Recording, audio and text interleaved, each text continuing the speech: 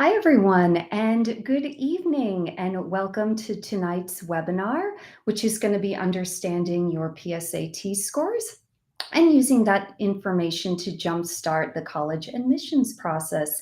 My name is Kathy Hart. I'm an educational consultant and test prep tutor with Score at the Top Learning Centers and Schools. And in just a moment, I'll switch over to, so I am just viewing my screen only, although throughout the presentation, I do invite you to ask questions in the chat.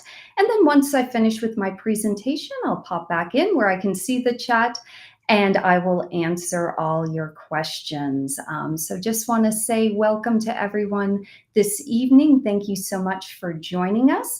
And as of today, November 16th, students, the sort of the last or the second round of PSAT scores should have been released. So I'm going to give you some insight into what those scores mean, how to navigate your score report, and of course, talk about some other aspects of college admissions. All right, so I'm just going to jump over here. I'm just going to make sure my slides are advancing. Yes, they are. So we do have some downloads available for tonight's presentation if you go over to scorewebinar.com. Now, you don't need to have these in front of you to follow along with the presentation, but the information that we provide in these handouts will certainly enhance what I have to talk to you about this evening.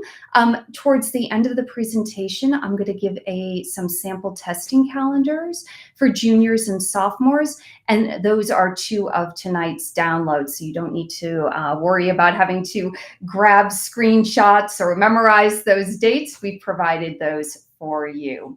All right, so let's get started with our presentation. So beginning with college admissions.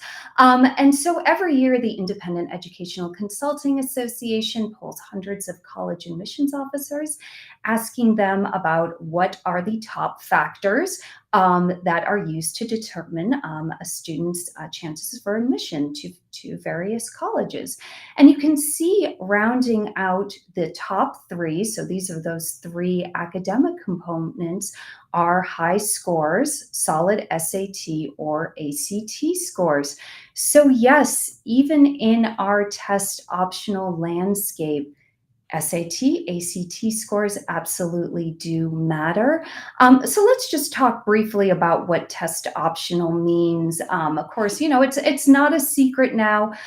Beginning in the fall of 2023, in response to the pandemic, many colleges did go test optional, and indeed 2/3 of them have stayed that way since. And of course, there were quite a number of them that had gone test optional prior to the pandemic. So what does test optional mean? Ultimately, what it does is it puts the decision for the student to send test scores to a college if that college has adopted test optional policies.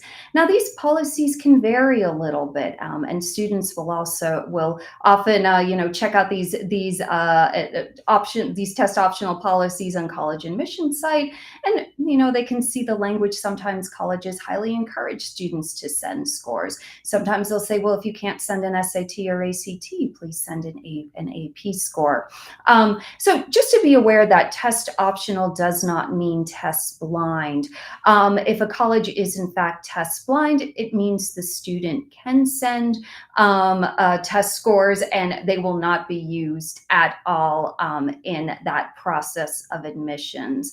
And just to be aware that because of this test optional landscapes, more students are submitting applications to colleges that are test optional, and colleges aren't increasing the number of classrooms or the number of dorms, so admissions is becoming that much more competitive. That's why you're seeing some of these plummeting admit rates. I'll show you a few of those towards the end of the presentation.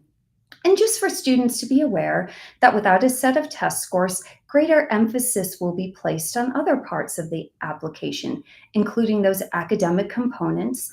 And colleges will also look a little bit more closely at things like extracurricular, essays, and teacher recommendations. Again, test optional means that you will ultimately make that decision whether or not to submit scores. And just to be aware, for colleges that do disclose the information, is oftentimes non-submitters are accepted at a lower rate than submitters. Now, of course, we are a Florida-based company. Many of our students do want to study, to spend those years after high school at one of our 12 state universities. And just to be aware that those Florida colleges have remain test required, so they never went test optional. To keep up with the latest landscape of who is test optional, who is test blind, which colleges might be test flexible, which are test required, you can check out fairtest.org. It's a great resource.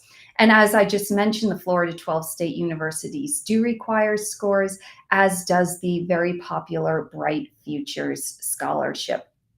On my screen for the previous year's admission cycle, you can see for those colleges, again, not many colleges will disclose this information, but for those who have shared, you can see that there is an advantage to submitting test scores over those students who did not submit test scores, more favorable admit rate. And just to be aware that on my screen, the data for Georgia Tech and University of Georgia is actually a little bit older because those colleges have gone back to requiring submission of an SAT or ACT score as part of their applications. Now, colleges are staying test optional sometimes in a 3-year cycle. Sometimes they're reevaluating these policies from year to year. Sometimes these decisions might seem a little bit last minute. They might be announced, later on in the summer, getting closer to when applications open up.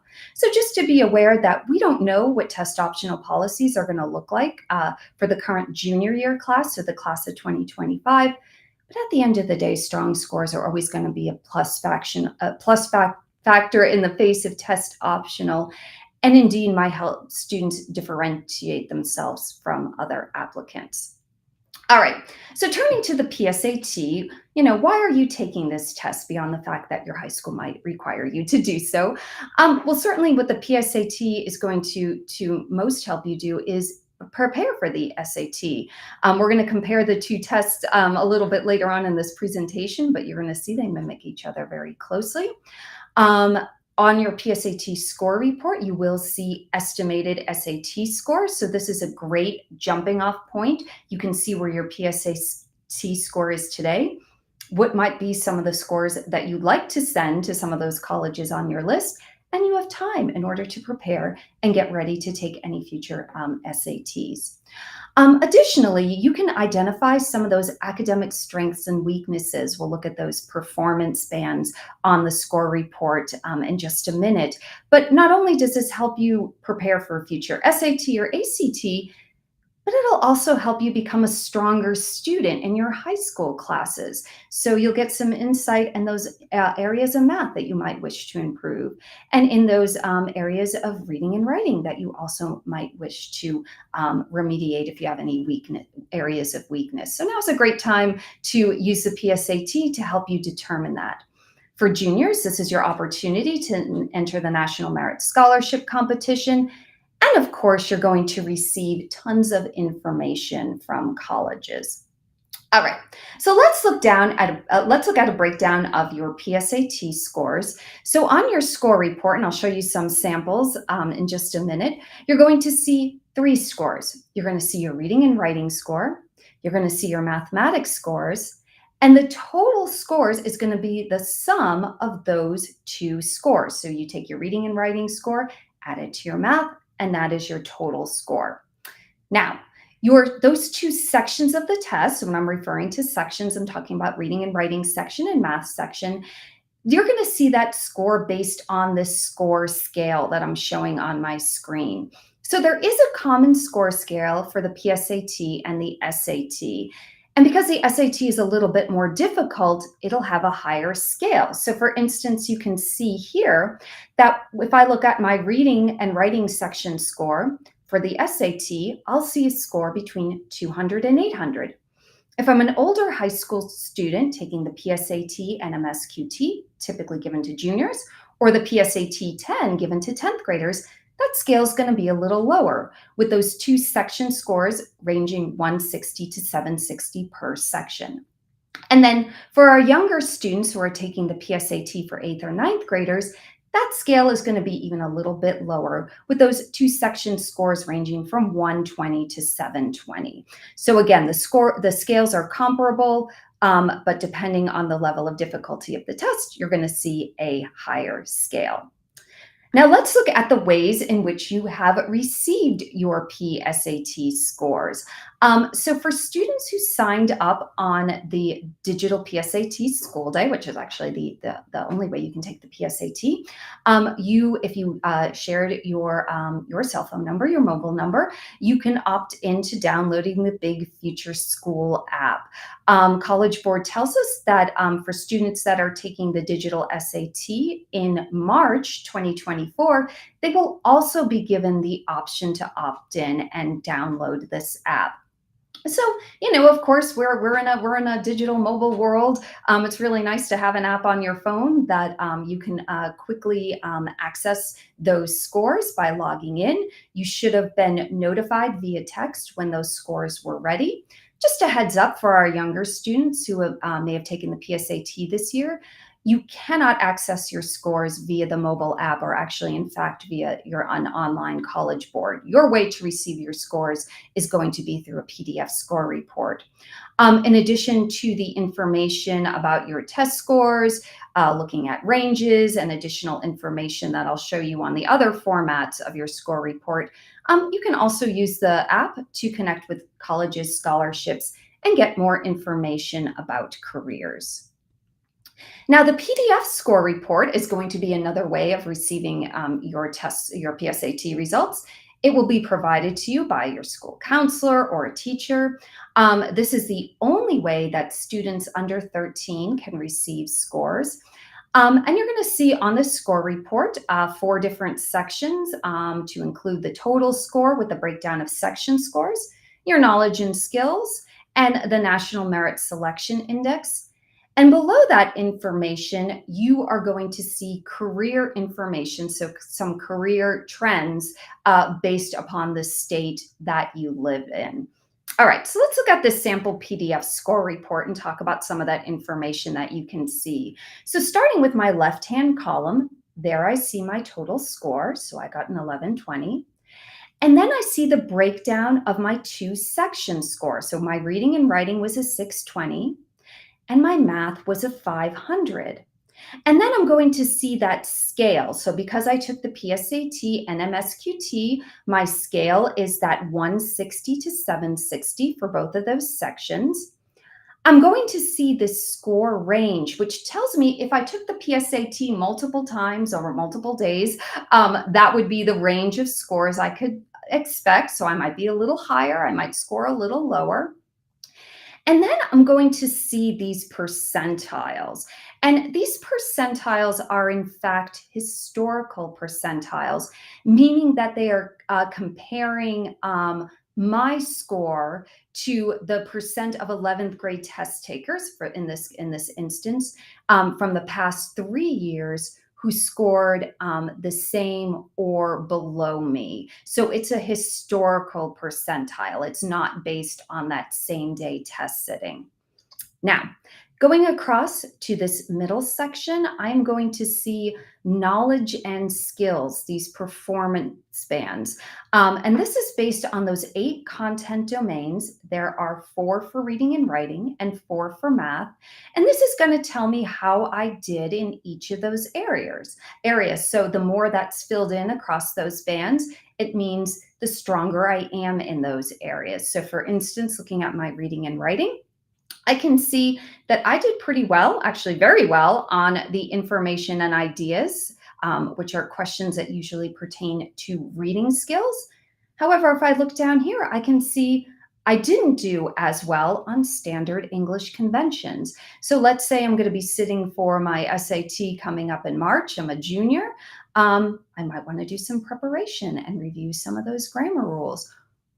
Also, because I can use my PSAT scores to help me become more prepared academically in high school, this tells me, all right, if I want to become a stronger writer, should probably brush up on some of those writing skills.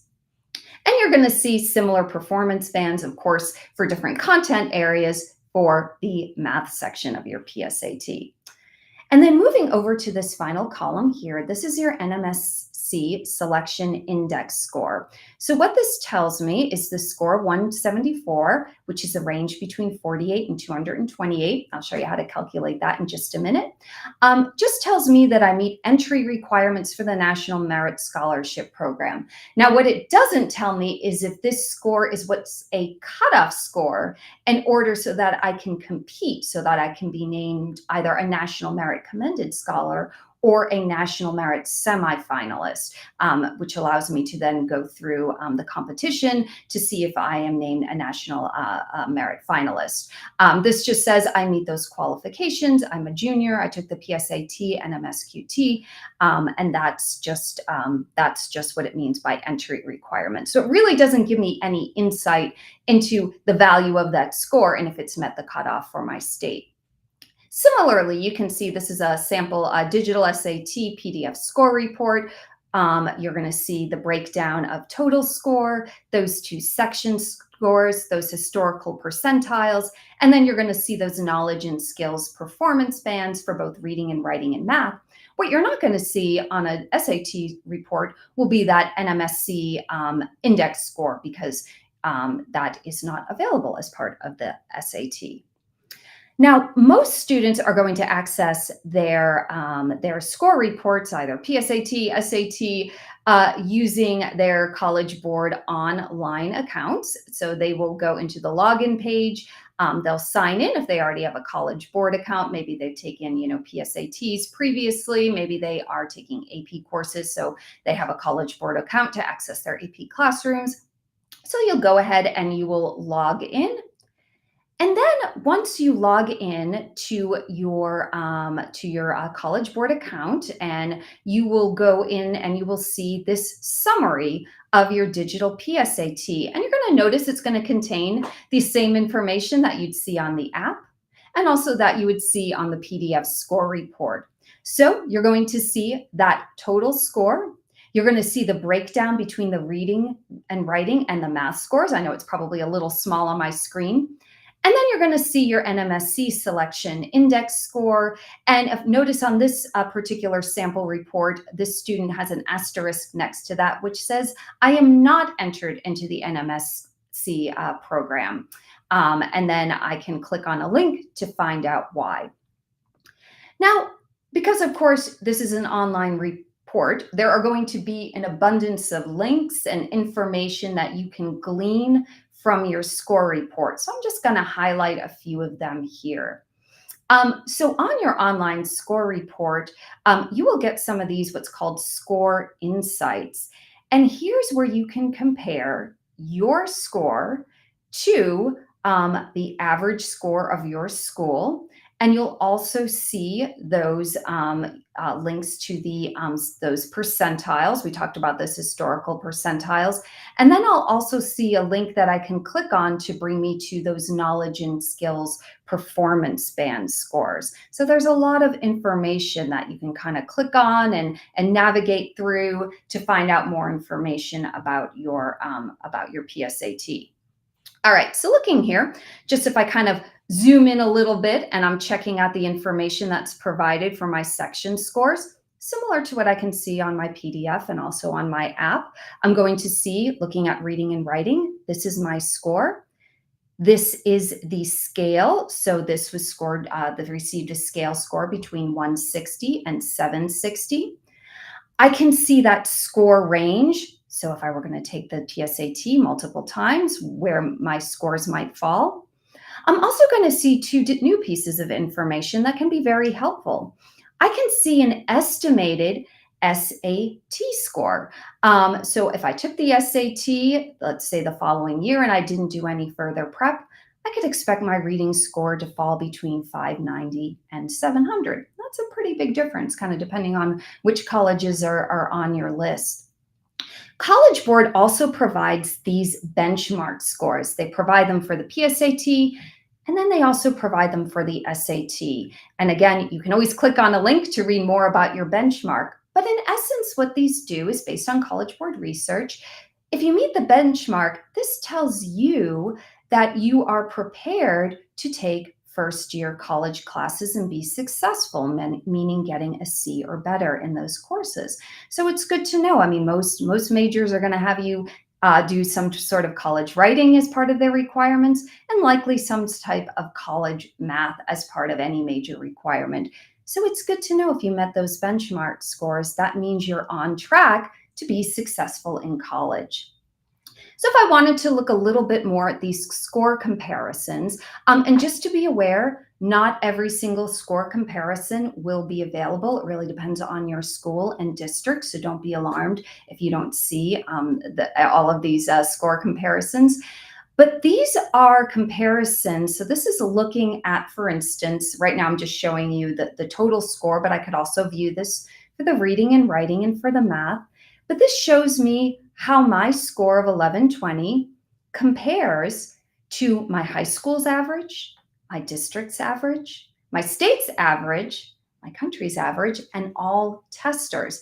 So a lot of times we get questions from students, what's a good PSAT score? What's a good SAT score?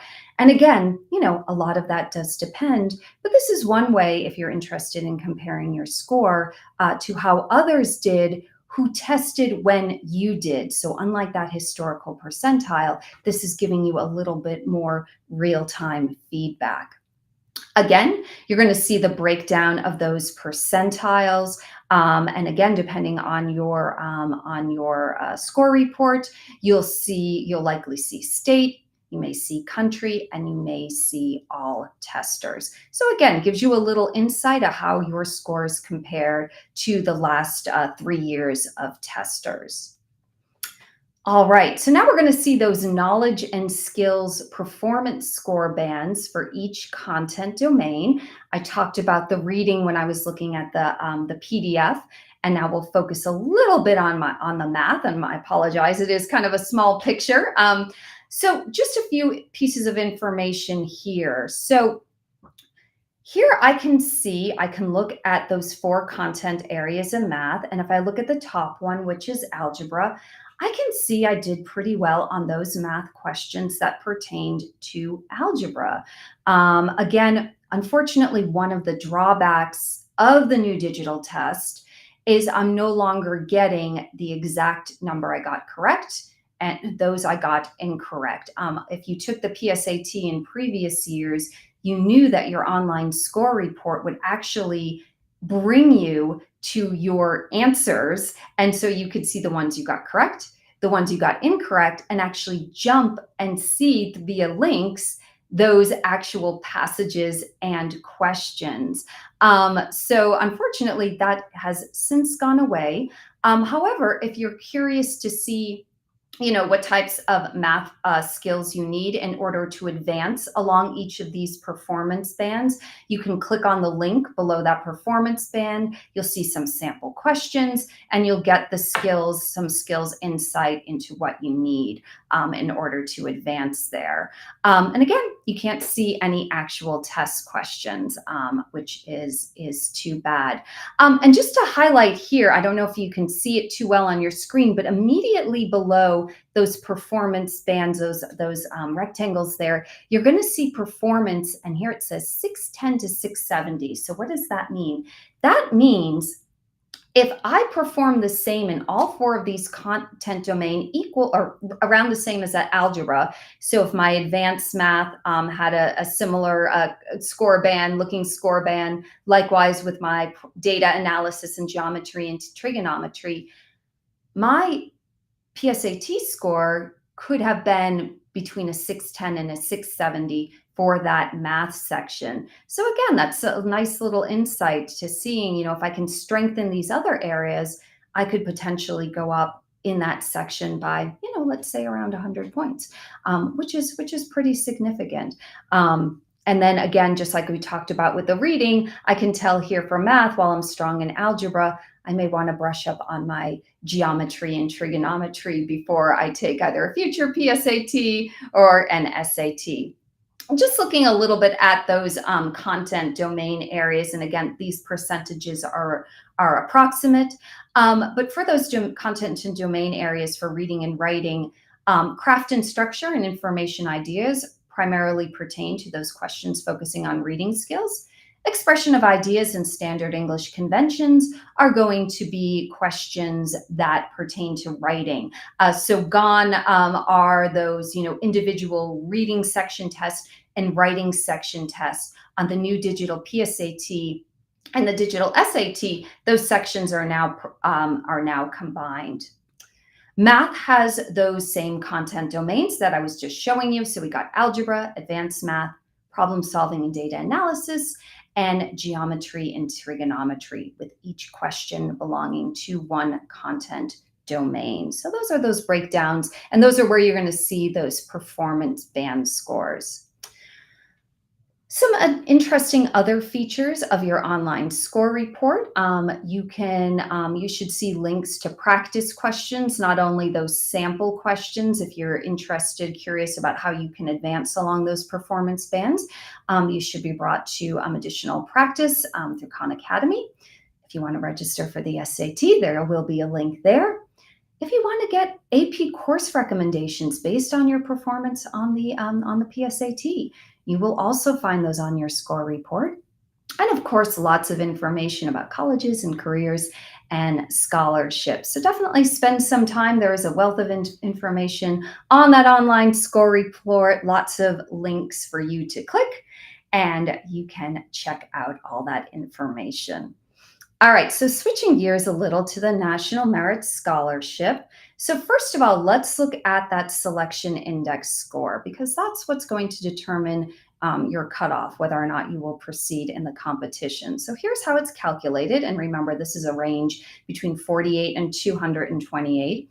So what we're going to do is we are going to double the reading and writing section score. We're going to add it to the math section score, and then we're going to divide by 10, essentially killing that final 0. And that is how that selection index range score was calculated. Now, let's go through briefly the steps of the National Merit Scholarship competition. And I will point out that if your student is indeed named a National Merit semifinalist, they will receive lots of information from their high school about the competition. You can also go to the National Merit Scholarship competition page to read. They have plenty of handouts to read more about the process. So pretty much here's how the steps go. So in October, over 1 million junior test takers will sit for the PSAT. And in April, those 50,000 high scores will qualify for recognition. And usually the NMSC will reach out to their school principals and verify that those students are in fact qualified to continue in the competition.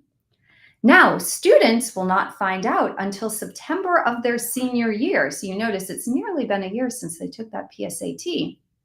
They're going to find out whether or not they are commended students. That's going to be a majority of that original 50,000. So around 34,000 will be named commended students. For them, the scholarship competition ends there.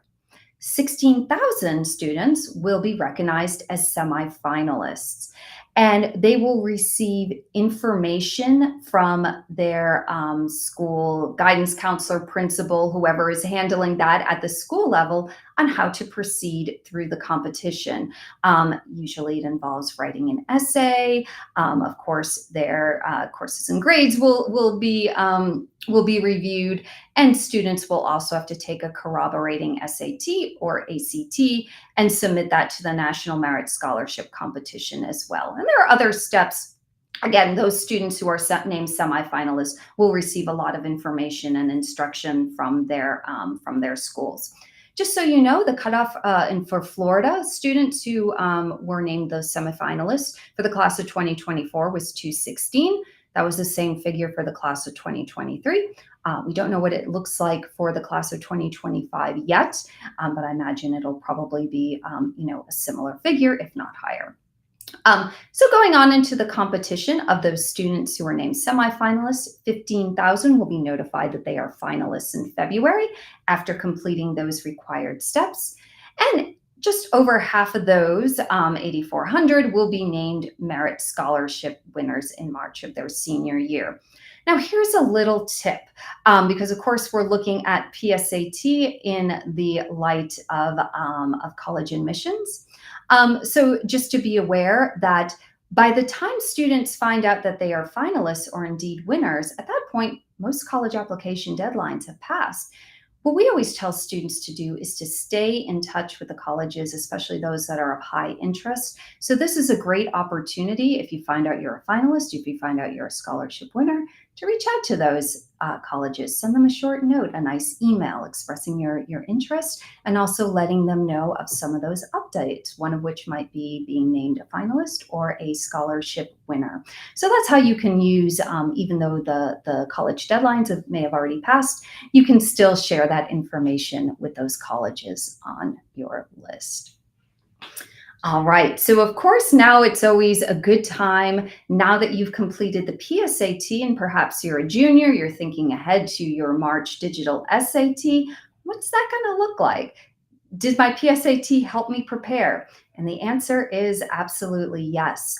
The good news from the move from paper-based to digital is now the digital PSAT and SAT share the same format, the same number of questions, and the timing. So let's look at this a little bit more closely. So remember, we got two sections. We got reading and writing, and then we got the math section.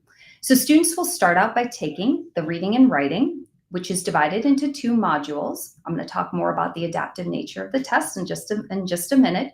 And you can see here for module 1 and module 2, same timing at 32 minutes, same number of questions. And you're going to have a short pause in between module 1 and module 2.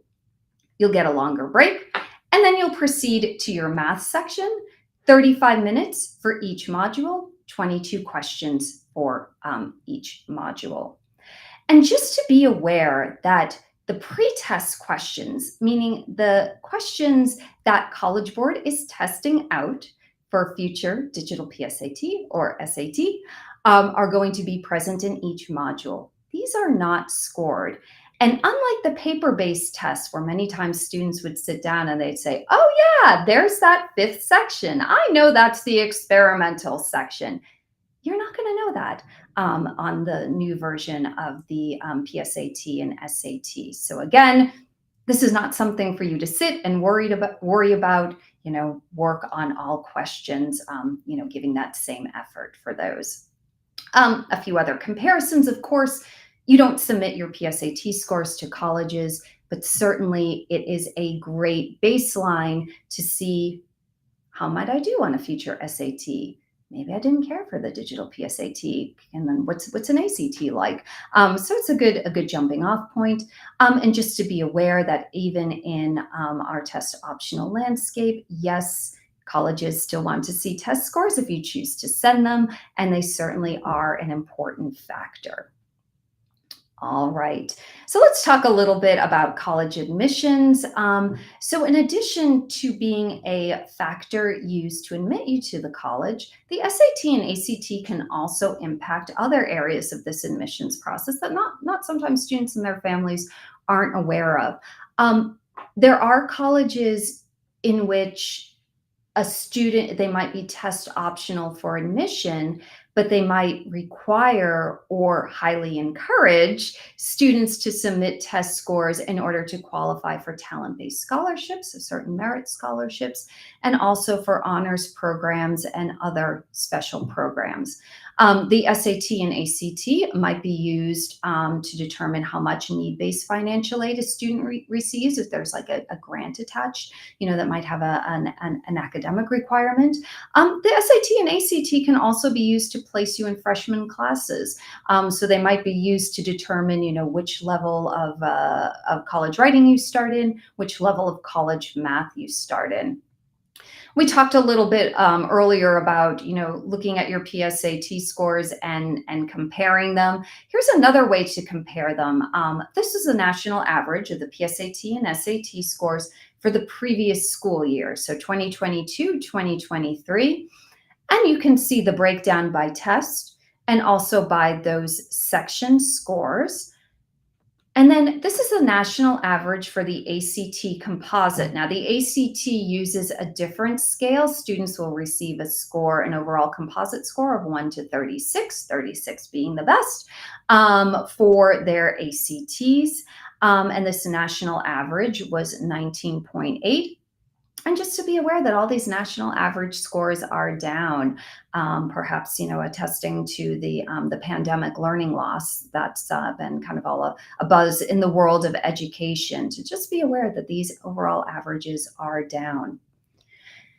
Now, I talked earlier about our Florida universities, our 12 fine state universities, still require test scores. And on my screen, you can see the most recent mid 50 for the SAT and the ACT. And these are for students who are first time started in college, first time this fall, so fall 2023. And again, using those PSAT scores as a tool, I know that I want to apply to this school, and this school. All right, what are the mid 50 SAT? I can see what my estimated SAT scores are on my PSAT score report. What are the scores that I need to get in order to get into the colleges of my choosing? So I can use that information to kind of help me jumpstart that preparation to get ready for when I'm applying as a senior. The Bright Futures Scholarship is another very popular scholarship with our Florida high school graduates.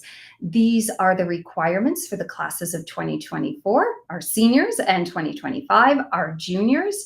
And so in addition to the service work hours and a GPA, students are required to submit test scores in most circumstances. And I can see that this is a pretty high cutoff. In order to earn the Florida Academic Scholar Award, which covers 100% of tuition and fees at a public university, I need to have a 1340 or higher. And in order to earn the partial scholarship, the Florida Medallion Scholars, I need a 1210 or better as part of those scholarship requirements. Don't worry, we will be covering the Bright Futures Scholarship, doing a deep dive into all of these different requirements coming up early in January. I'll be presenting that one, so I hope to see you there. We also are looking now at some of those admit rates and mid 50 SAT and ACTs for students who enrolled at these very well-known, highly regarded national universities. Again, using that PSAT score as a jumping off point. If some of these schools are on your list, you might be interested in knowing what those mid 50 scores are, as well as those admit rates. And just to be aware that not all of these schools are test optional. MIT, for instance, went back to requiring test scores, as did University of Georgia. So you can see here that what those scores look like. And another question that comes up is, do colleges prefer an SAT or an ACT? Do I have to take both? No, you don't. Really, you're going to take, whichever test you're going to be better at, and just be aware that colleges regard those tests the same equally. So this is a good time to start thinking about that testing path. Which direction might you want to go in? Did you like the digital PSAT? So you might be heading in the direction where you're going to be focusing on the digital SAT. Did you not care for that digital format? You might be working on an ACT, which as of right now is still paper-based. Or indeed, if testing isn't your strong point, you may be checking out some of those test optional options in your future. All right, so just briefly about this new digital format, because this is a big deal. This is a big change in the testing world. And for our students based here in the United States, the PSAT went digital in October, and then the SAT is going to go digital in March 2024. Our international friends have been started doing the digital formats a bit earlier than this, starting last winter. But just to be aware that SAT and PSAT are now digital, with that final paper-based SAT being administered just in a couple of upcoming weeks, early in December. So some of the highlights, of course, you're now taking it on a computer, an iPad, your laptop. Gone are the paper booklets and those bubble sheets, your number 2 pencils. It's a shorter test, just a little over 2 hours. It's an adaptive test. The class of 2025 is going to be our first US class to take the digital SAT. And for our current seniors, they are most likely going to be finishing up with their testing. Usually most seniors are finishing up by December of their senior year. So that would be now December 2023. But we do have some seniors on occasion who will take an SAT second semester of their senior year. And they should be aware that when they go to sign up, they will also be taking the digital SAT. Some advantages, of course, it is a shorter test. Those long reading passages are gone. You're going to be reading maybe 1 or 2 paragraphs, 1 question per reading section. There are going to be fewer questions overall, more time per question. Many students are very happy that now on the PSAT and SAT, they can use a calculator for all math questions. And the good news is there is a built-in calculator. Sometimes students have to, relate horror stories. They show up at the testing center on a Saturday morning and they forgot their calculator. And now there is a built-in calculator on that Blue Book platform. And scores are released much more quickly, which is nice. All right, let's look at the adaptive nature of the test. I'm just going to give you a brief overview of this. Most students are pretty much aware that one of the new features of the digital test is that it's adaptive. So going back, remember, we've got 2 sections. We've got reading and writing, we've got math. These are each divided into 2 modules. So we got module 1 and module 2 for both. So let's look at, for both the reading and writing and the math, the first module is considered the baseline. There's a broad mix of easy, medium, and difficult questions. Now, depending on your performance in the first module, and again, we don't have exact numbers yet, but there's been some estimates anywhere from half to 2/3 correct. You are going to be fed into your second module, which will either be easier or harder. And students that are working on the harder second module do have the potential to score higher, to achieve those maximum scores. Now, you're still going to see in that second module easy, medium, and difficult questions. It's not going to be all difficult if you're fed into that harder module, but you're going to see more difficult questions. And this is something that we tell students, first of all, many times students who were surveyed after doing this adaptive model of the test didn't even know which module they were in. College Board is not going to tell them. This is not a piece of information that's going to show up on their online score report. And at the end of the day, it's something that you really can't worry about. It's out of your control.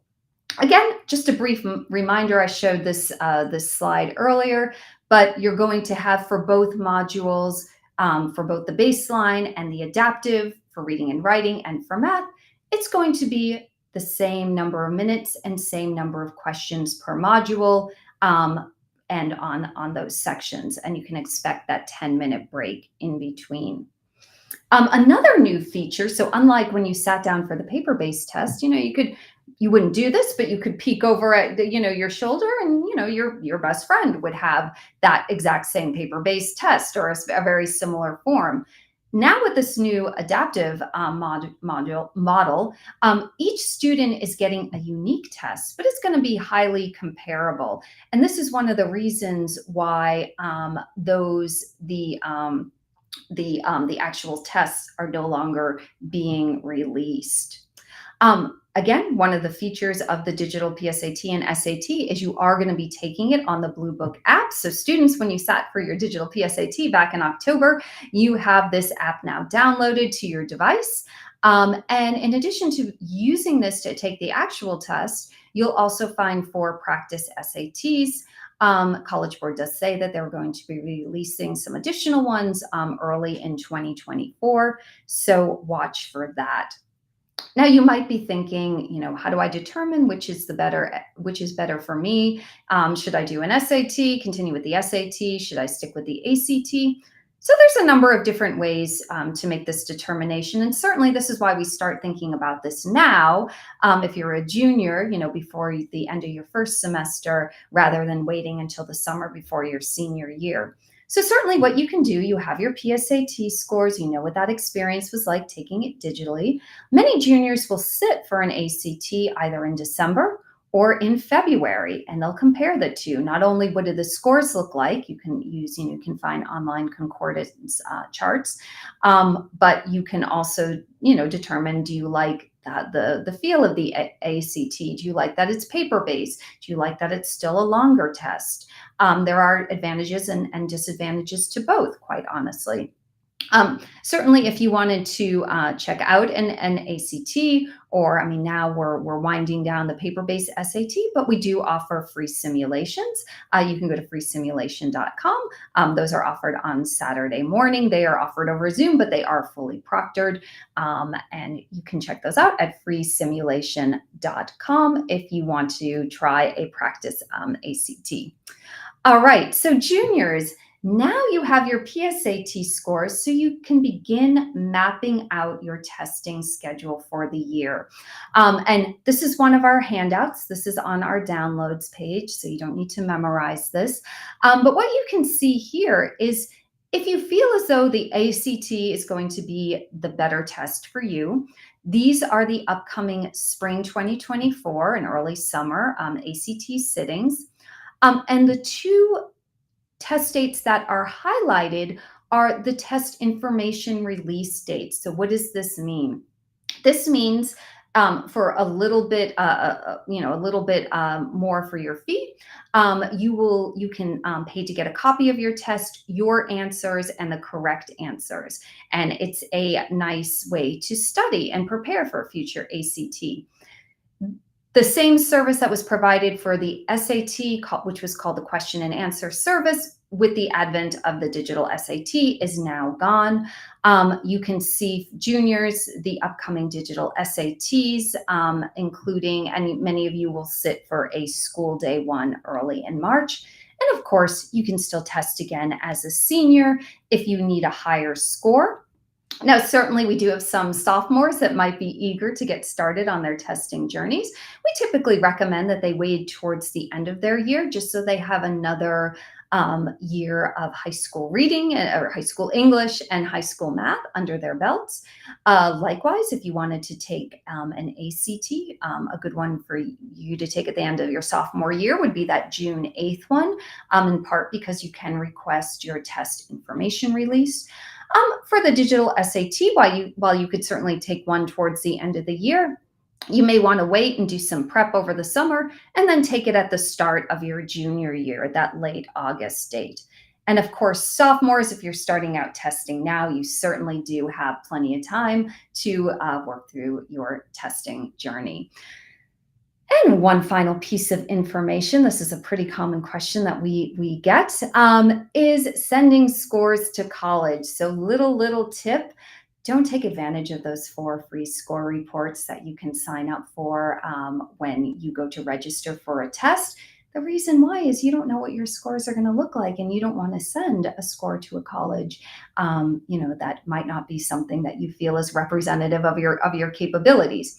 What we recommend is wait until your senior year to send scores. That way you are done with your testing, you know where your scores stand.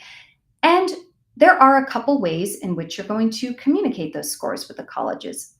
Nearly every college is going to accept an official SAT or ACT score report. So you log into your College Board or ACT account. You will assign the scores to go to certain colleges, and then usually you pay per college. It's right around $15. More and more colleges are moving over to a self-report model, which means you can either self-report your scores on your application, or you can self-report them on a form that the college provides after you submit your applications. Just like what you learned in kindergarten, follow directions. You'll want to, follow the college's directions. They'll send you lots of emails with a lot of follow-up instructions. And you can also find information on their admissions pages, which goes to this final point here is some colleges want you to send all scores from all sittings. Some colleges will say you can, pick those score sittings that will comprise a super score. Other colleges will say, okay, to send your single best sitting, follow the college's directions, but just pay attention to that because it can vary from college to college.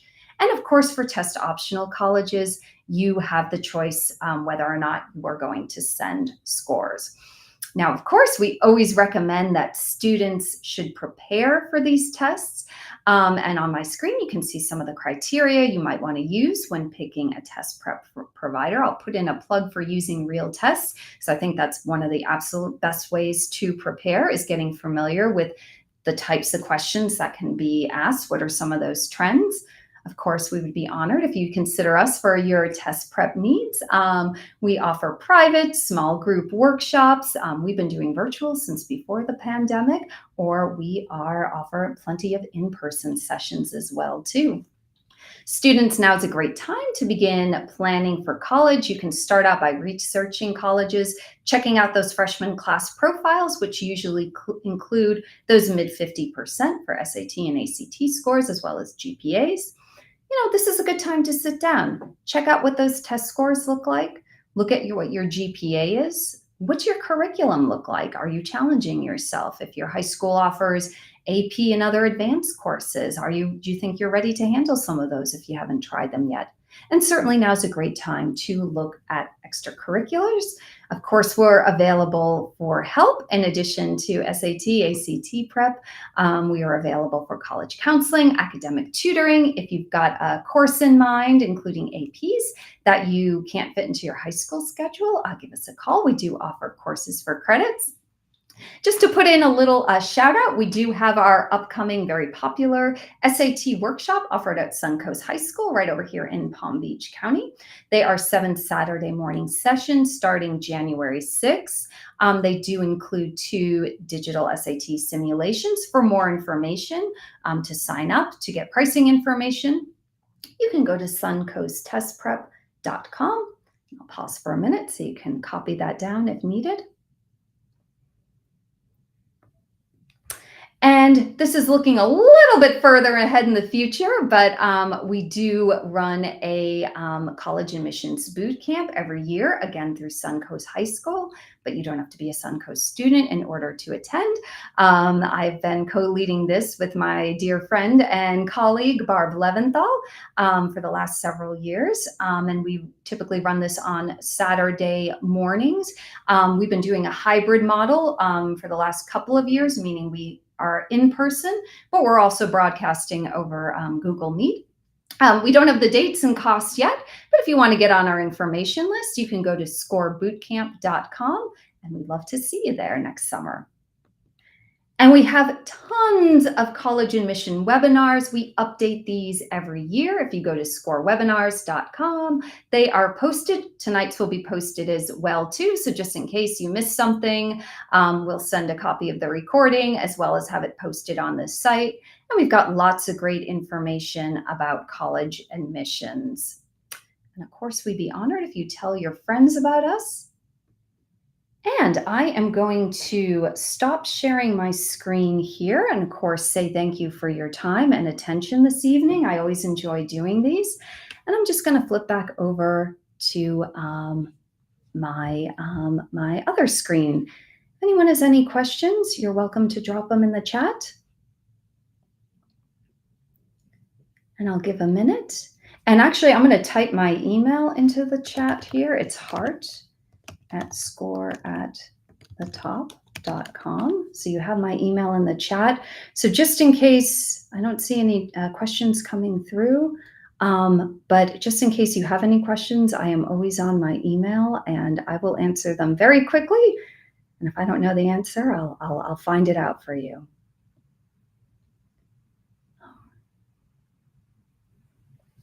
Let's see. Oh, good. This is a great question. So, is it more common for students to set aside time during the summer before their junior year or senior year for test prep? That's a great question, and it really all depends.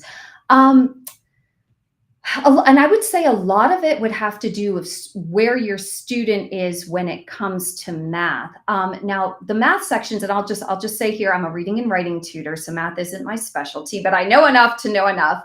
But most of the math that you're going to see, whether it's an SAT or the ACT, is going to be pretty much through algebra 2 and sometimes some of those more advanced math topics that you might see potentially like in a pre-calculus class, let's say, or the equivalent.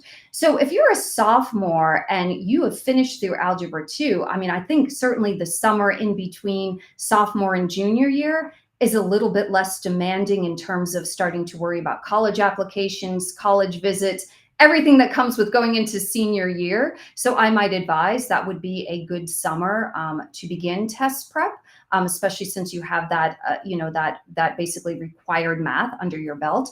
But certainly in between, there's no bad time for test prep, arguably. So certainly if you're a junior and let's say you only had the opportunity to take the March school day SAT, because we know for a number of reasons when those other tests show up, as it were, that's right at the start of like AP testing, IB, ACE, mid final exams. So, certainly if you, if you are planning to take like an August SAT, a September ACT, both tests are offered again in October of your senior year. You can absolutely take advantage of that summer in between junior and senior year in order to prepare. Although I would say it is a very busy time of year. So let's see. Yeah, so yeah, that question.